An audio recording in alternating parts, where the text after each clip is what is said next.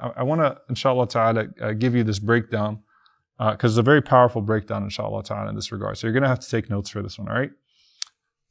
Mujahid, rahimahullah. Mujahid is a great scholar of tafsir, the student of Ibn Abbas, radiallahu ta'ala anhuma. Mujahid says, 4 ayat at the beginning of Surah Al-Baqarah describe the believers. 4 آيات من أول سورة البقرة في نعت المؤمنين is talking about 4 verses in the beginning of Surah Al-Baqarah describe the believers. وآيتان, and then 2 verses describe the disbelievers. First 4 verses are for the believers. 2 verses describe the disbelievers. And then وثلاث عشر في المنافقين. Then Allah uses 13 verses to describe the hypocrites.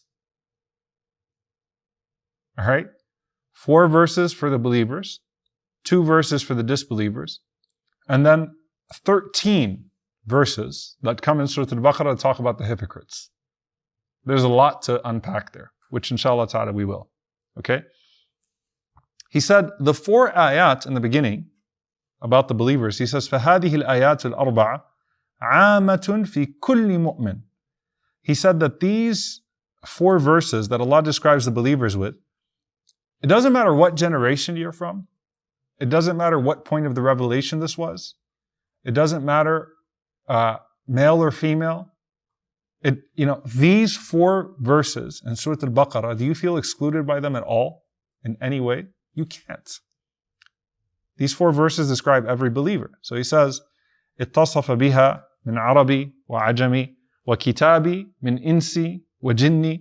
He said that this refers to every single believer, okay? From someone who's an Arab, from someone who's a non-Arab, from someone who was of the people of the book, or from someone who was a human being, or someone who's even a jinn. Even the jinn, believers amongst the jinn, would not be excluded from these 4 verses. Okay? Because all of these, and then he goes on to say, all of these attributes complement each other, and they require the existence of the others. So they're all very interconnected. So he said, it's not possible that someone can believe in the unseen, perform the prayer, and give zakah without believing in what was revealed to the Prophet of Allah ﷺ and what the previous messengers were given. And by the way, just a small gem here, if you all still have the capacity for it before break, inshallah. I know I'm tired too, all right? But I understand. But a small gem here. بِمَا أُنزِلَ إِلَيْكَ وَمَا أُنزِلَ مِن قَبْلِكَ. They believe in that which came before you. The Sharia changed, obviously, in some ways between the prophets and messengers. There are some different laws between some of the messengers of Allah, some of the minor details in jurisprudence. The creed was the same. Belief in Allah, belief in the hereafter, the creed was the same. The overall ideas were certainly the same. But there are certain elements of jurisprudence that changed.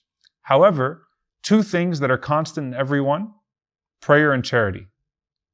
Allah never sent a prophet and a messenger that did not require prayer and charity in some regard. Okay? 5 prayers, maybe not the exact elements of the prayer, maybe not. 2.5%, maybe even more. Okay?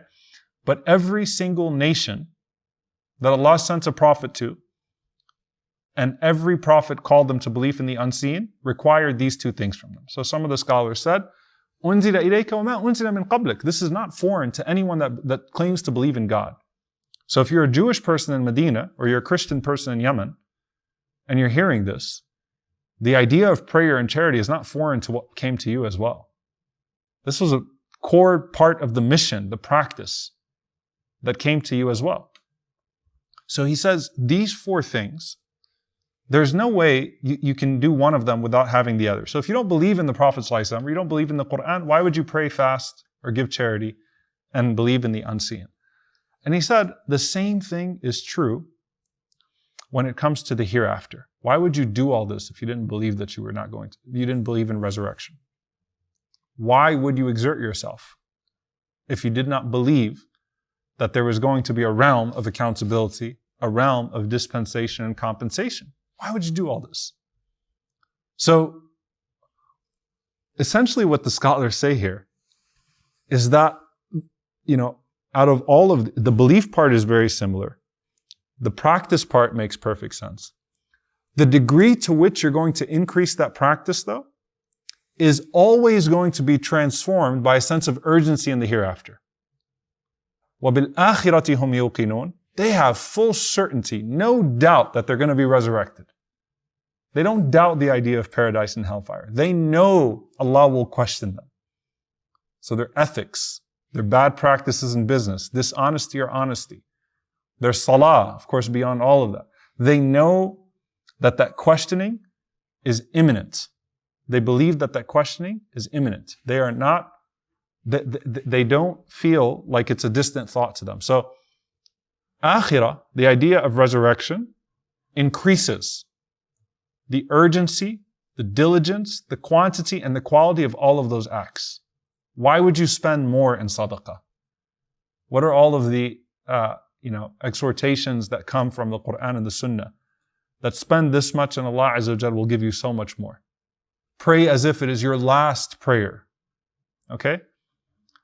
That the one who fasts has two joys. The fasting when they break their fast, but the greater joy is when? When they meet their Lord. So the concept of Akhira increases the quality and the quantity of all of those pillars of practice, right? So that's why Allah subhanahu wa ta'ala specified, وَبِالْآخِرَةِ هُمْ يُوقِنُونَ. When it comes to the hereafter, no doubt whatsoever. No doubt whatsoever. Now, you think about a person who's struggling with hypocrisy but believes in the hereafter. And essentially, a hypocrite has moments where they prefer their dunya to their akhirah. تُؤْثِرُونَ الْحَيَاةَ الدُّنْيَا. You prefer the life of this world. Preference of the life of this world is not just money. It's lust, it's desire, it's haram, it could be even sleep. It could be anything that's worldly in its nature. But that caused you to compromise something that you will be asked about in the hereafter. So you prefer position over Allah glorifying you on the Day of Judgment. The hypocrite prefers prominence in this life over prominence in the next. And we could struggle with elements of that, right? Again, you're not a full-on munafiq if you like being praised. But that's something to work on, because otherwise it can become riyat and it can become showing off. Ultimately, you have a weakness in that you prefer the sight of people over the sight of the Lord, the praise of this life over the praise of the next. The remedy is the praise of the next.